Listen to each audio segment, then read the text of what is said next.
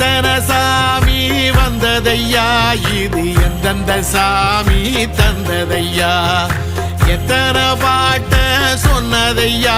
அத சுத்துற பூமி கண்டதையா, அடிச்சு வீசும் காத்துலையும் அந்த தகப்பனாச சுத்துதையா, பிடிச்சு பூக்கும் விதையிலும் ஒரு வம்சத்து கதையே உள்ளதையா, 100 தலைமுறை சேர்ந்து செதுக்குன ஈர நலம் இது பாறையா,